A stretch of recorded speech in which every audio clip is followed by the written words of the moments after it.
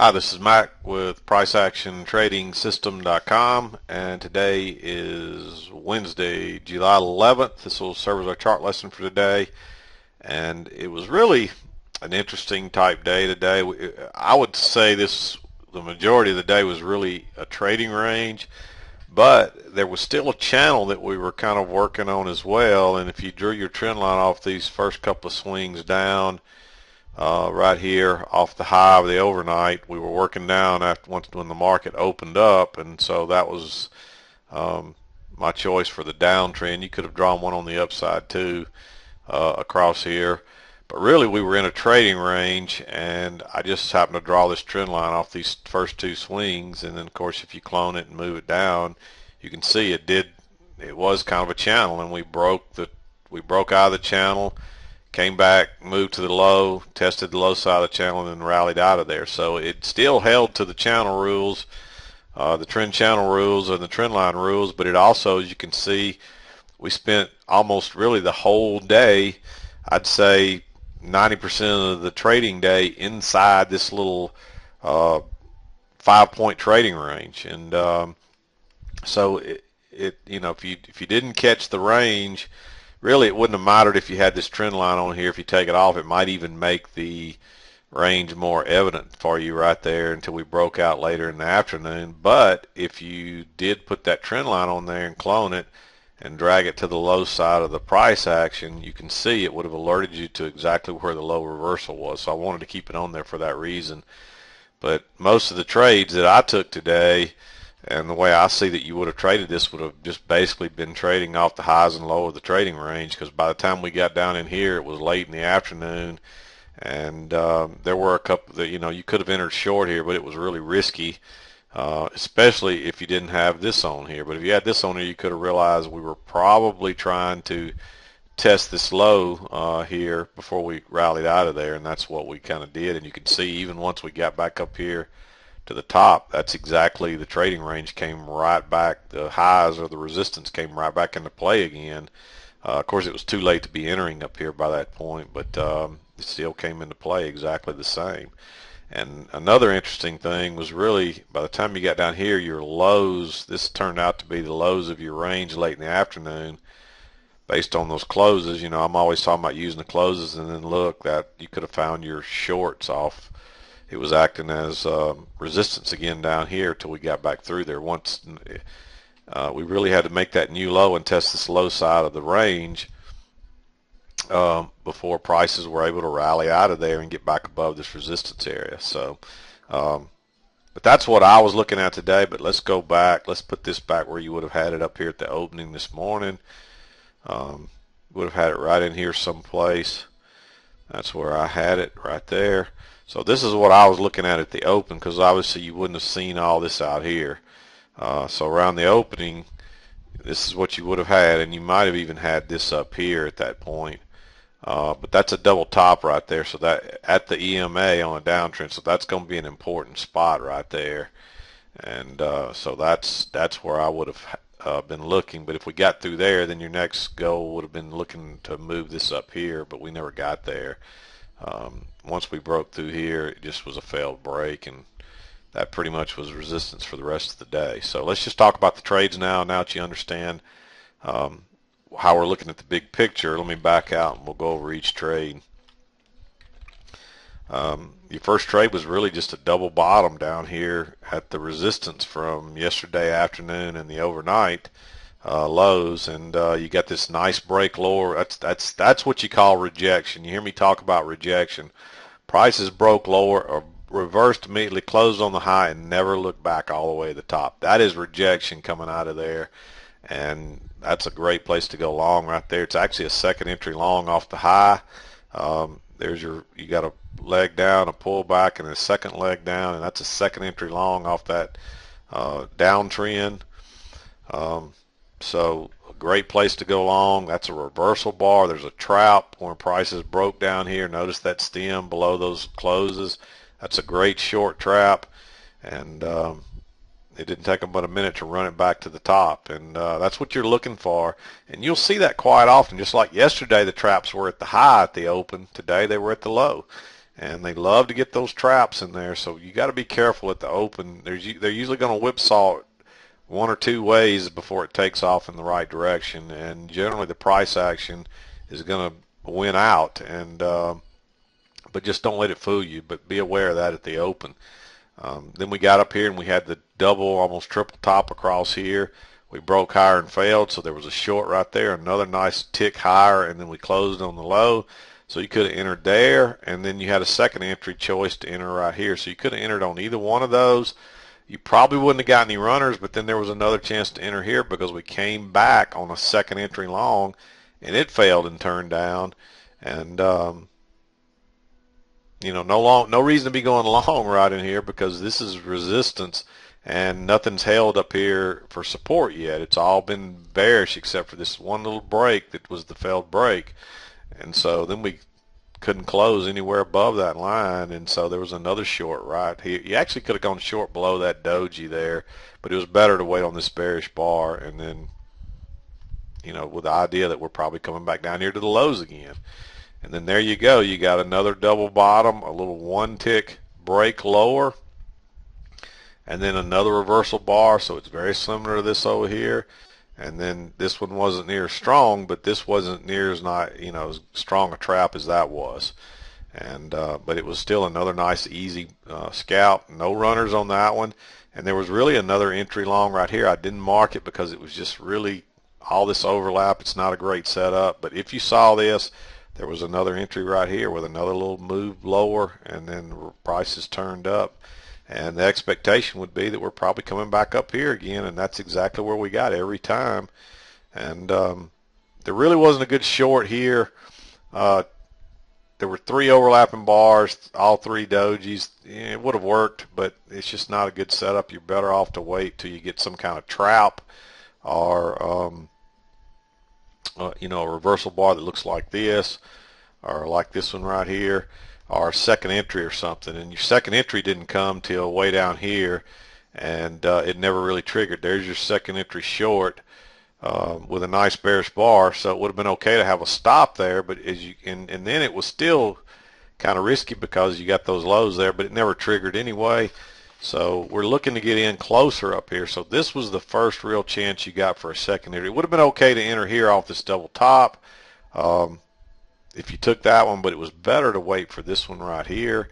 And again, all you got was a scalp out of it before prices bounced and came back.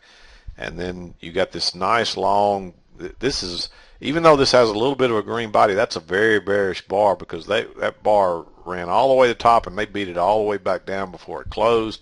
It's a second entry. Here's your new low. First entry, pull back, second entry. So it's a second entry short coming right off that high again. It's a little bit low, but after they tried to get through there 4 times and couldn't get through there, the odds were high we'd probably come back down here and test these lows again. But not only did we test them, we went even lower this time because after 4 tries they just gave up, and the buyers gave up and couldn't get through there. And then if you did happen to have your trend line on there, you would have realized that you know, we're not looking for longs yet anyway because we haven't really retested that low. They're going to keep trying until they either get through here or they retest that low, and then but what they did was they just came down here and I think this would have been right here, yep. And they kept bringing it down till they retested, you know, they got a new low off of that lower side of the trend channel, which is just a clone of this line right here. All I did was, let me back out and show you that again, just so it's clear for everybody. We always, I know that we have a lot of people that have been following me for a while, but we always get new people and they don't know some of this stuff that I take for granted. But we just clone that line. We make this line look just like it. We copy it or clone it, drag it down. And you can see that gave you your channel line down here. And that's exactly where we reversed off after we had the trend line break. And the trend line rule says that generally you'll get a trend line break, but you're not looking for longs yet until you get a retest of the low if it's a downtrend, or retest of a high if it's a high trend. Here, and a lot of times it will be 2 legs down to a new low because the market moves in 2s, and you got 1 leg, then a correction, then a second leg, and then look, we rallied the rest of the day. And that's exactly what our rules would tell you to expect to happen, and that's exactly what happened. So that's a valid trend channel, even though it's also a trading range.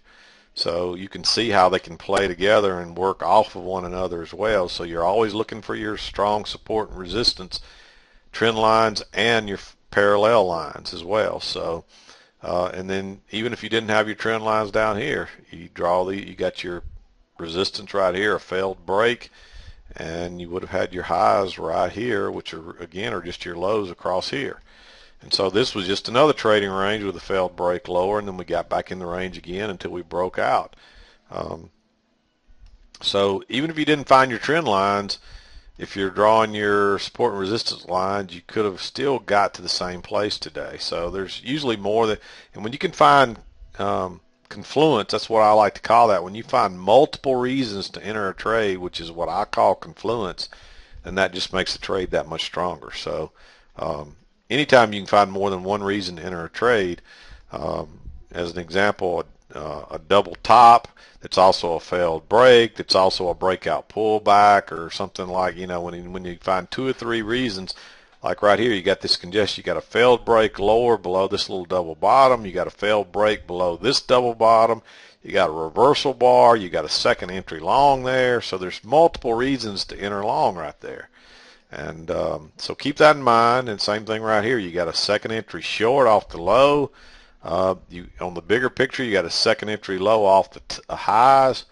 You got a reversal bar, you got resistance, so you're looking for a retest of the low off the trend line. So there's multiple reasons to think short right there, and that makes it that gives you more reasons to want to enter that trade. So keep that in mind. I'm still struggling with my voice. I'm feeling a lot better, but I'm having a hard time talking with my voice. My throat is not feeling a whole lot better, even though I don't have temperature or fever anymore, and I'm gotten over the virus part. I've still got some lingering effects from this bug that I picked up while I was in Brazil, and so I'm still not 100% yet, and I'm really struggling to talk a lot. So I'm going to wrap it up today. Hope you had a good trading day. Really, you should have just treated it, if you just treated this like a trading range day and quit by the time you got into the afternoon, it probably would have made for a pretty good trading day if you found the range. But that's the key. And just remember, I posted a new article today on the website, so if you get a chance, go read it, about the importance of using support and resistance and trend lines. And so if you're not familiar with that, go read that article, because it will really help you with why waiting to enter at these key entry points is what I call a key entry points, or some people describe it as market structure, entering at the right places. But all it really is waiting on the market. It's not just finding the right setups, but it's waiting for those setups to happen at the proper places, which I call key entry points. And key entry points are nothing more than strong support or resistance. And again, strong support or resistance can be flat parallel lines like these right here, or it can be angled trend lines like these right there. But look what happens every time prices get near these areas. They reverse, and sometimes they go a little further than expected, and sometimes they'll start to reverse and then reverse and go the other way. But for the most part, you always get resistance. Look what happened every time we got to this line. We got some kind of resistance, then we got above it, we got support, and that's what you're looking for. So there was even a long right here back to this high, but you don't want to be counter trend trading, so that's the reason I probably shouldn't have even said that, because I'll confuse people. But then look what happened down here. We caught it down here, and then it bounces the market, and then we come back again, and look what happens when you get here again. It starts creating resistance again, and then look right in here. Look how we closed on both sides of that line right there, the closing. So it was coming back into play there, even though it shot through it for the most part and it stayed bullish the whole time. It still struggled there. It got above, tried to get above it and closed below it, and then it got above it and tried to get back below it and closed above it. And those are actually clues as to what might happen where it closes. And then look what happened when we got back up here. It turned. So if even if you didn't have the pattern you want, if you just trade these blindly, you're going to improve your results. But if you know where these key entry points are and where these support and resistance areas are, and then you get the right pattern, you increase your odds of a winning trade exponentially. So learn this stuff and learn how to find these lines, and just study a lot of my videos till you see how I do it. And I promise you it will change your trading. And skip all this stuff in the middle. You know, this is the stuff that happens in the middle is the stuff that there's still good trades and there's still patterns, but they're not as high probability as, you know, when you get up here to where there's resistance. Look what happened every single time prices came to this area. They've been pushed back down. Even in the, now we're in the overnight here, and look, it's pushing it back down again. Look what happened every time prices got down here on the low end, except for this one time. And we know now why that happened, because we had a trend line, a trend channel here, and we tried to break it, and then we went down and made our new low, and then we reversed out of there. But again, these lines, and then once we had this resistance right here, look what happened every time prices approached that line, until they finally broke through. And so the odds are with you to find these areas and look for your setups at those areas. So hopefully that makes sense to you. And just like right here on this area, there's no setup to go short, so you wouldn't have got trapped. There's setups on all these others, and they would have worked for at least the scalp. But look what happened right here when we went on through. There's no setup or anything to trap you in, so you wouldn't have had a trade on that one time it broke through. So learn to find those areas, learn to identify the patterns that are high probability with it, and you're going to change your trading forever, I promise you. So, but anyway, this is Mac with PriceActionTradingSystem.com. We'll see you tomorrow.